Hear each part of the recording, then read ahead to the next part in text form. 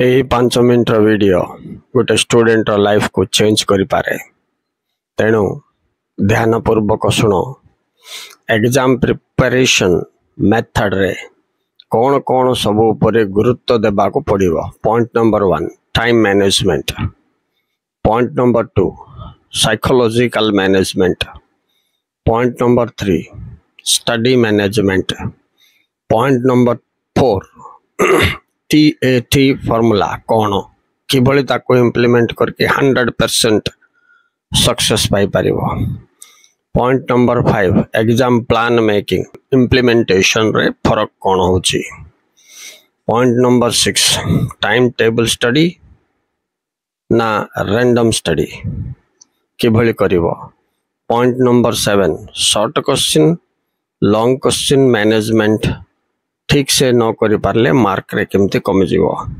उभय weak students strong students, regular students ex regular students, +2 arts students, commerce students, science students. ध्यान रे सुनो, ये केते गुडी मुख्य पॉइंट जोटा तुम लाइफ स्टूडेंट कैरियर को चेंज करबा को जाउछि। पॉइंट नंबर 1 टाइम कैलकुलेशन उपरे सर्वदा ध्यान दैथिबो। टाइम टू मूल्यवान जिनस स्टूडेंट कैरियर रे आउ किछि नाही। ए कथा जी हृदयंगम करि पारिबो तार समय सहित तार परीक्षार मूल्यांकन निर्धारित हबो। एणु पिला माने एबे एग्जाम को केते समय अछि, केतेटा सब्जेक्ट अछि, प्रति सब्जेक्ट केते दिन रे कंप्लीट करिवा छी, पर डे तमे केते आवर पढुचो सेते कि सफिशिएंट ना नाही। एटा टाइम मैनेजमेंट बिफोर एग्जाम। अच्छा, ड्यूरिंग एग्जाम टाइम मैनेजमेंट आ गोटे प्रकार थिबो। केमिति ना एबे जो तमे जो रेट रे जो धारा रे पढुचो एग्जाम आग दिन से धारा नथिबो ना नहीं। सही हिसाब रे एग्जाम भितरे लिखिला बेलू टाइम रो मैनेजमेंट केमिति करिवो आ ऊपर टिके ध्यान दियो। Second most important psycho management बोले साइकोलॉजी दृष्टि एग्जामिनेशन तुम पाई गोटे साइकोलॉजिकल इफेक्ट आनी थाए जहा तुमरो माइंड वेव को से विचलित करि थाए।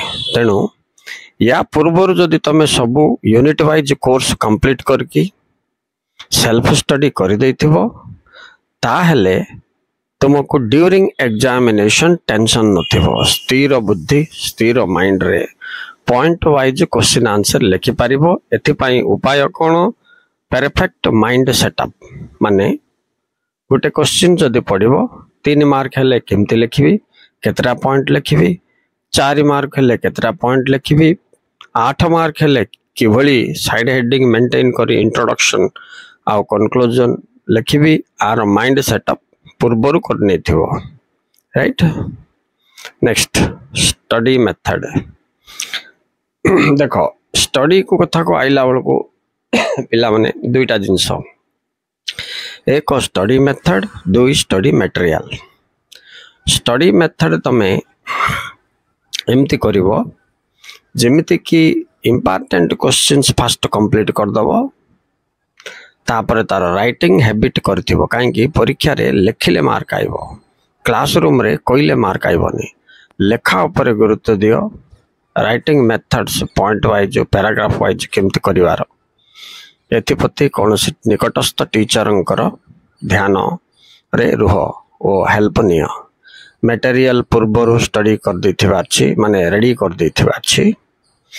तमर जो सब सब्जेक्ट अछि तार 2 मार्किया 3 मार्किया एवं लॉन्ग क्वेश्चन गुडा को यूनिट वाइज तुम खाता रेडी है कि अच्छी कि नहीं सब बेले टेस्ट करथबो।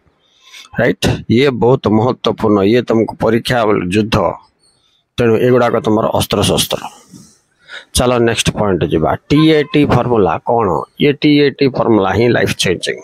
टारगेट एक्शन सहित टाइम 3टा जिनस को फिक्स करथो। सब बेले टारगेट 5टा क्वेश्चन पढ़ी, एक्शन संगे संगे कार्यकारी करिवो, टाइम 2 घंटा रे पढ़ी कि 4 घंटा रे पढ़ी एबुठु करो।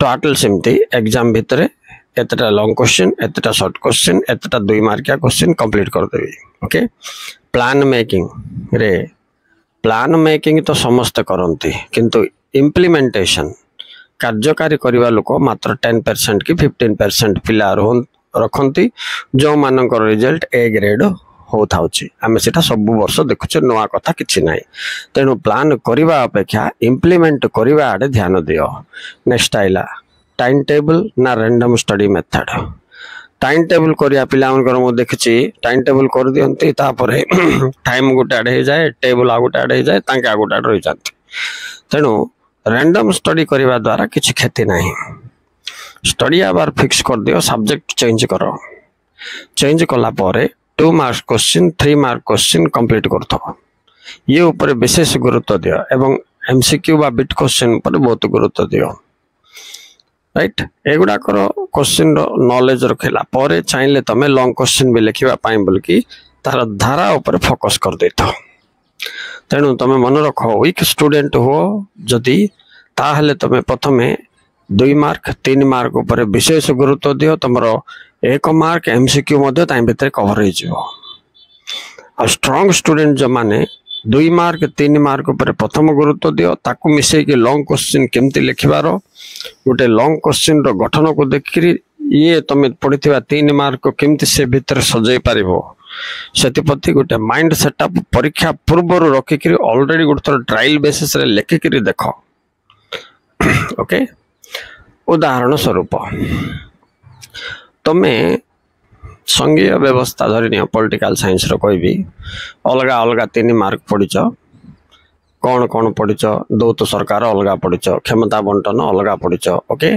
न्यायपालिकार स्वतंत्रता अलग पढ़िच 3 मार्क पाई बोलकी हाँ तापरे जुग्म तालिका राज्य तालिका ये सब जगह 2-3 मार्क में अलग अलग पढ़िच एबे लॉन्ग क्वेश्चन जदि आसिला केंद्र और राज्य मध्य व्यवस्थापिका संपर्क दर्शाओ तो ताको तुम केमती सेट करके लिखिए बोलवाटा आगरू माइंड सेटअप जदि करथिबो ताहले तुमको डबल ट्रिपल बेनिफिट मिलिबो देखो तुम्हें लॉन्ग क्वेश्चन भितर 2 मार्किया 3 मार्किया क्वेश्चन रो आंसर पाउछ 3 मार्किया क्वेश्चन भितर 2 मार्किया 1 मार्किया आंसर पाउछ ये हिसाब रे गुटे गुली रे 4टा 5टा शिकार कला भलिया मेथड अप्लाई करो एग्जाम तुम पाइन डेड इजी हे जिवो हां चैनल सहित जुड़ी रहितो एग्जाम बिफोर तुमको जो मिलिबो 2टा जिंस सिलेक्टेड क्वेश्चंस मिलिबो जोटा 100% प्योर आउ गुटे टेस्ट हम तुम मु प्रतिदिन पठाऊथि डिसेम्बर मसर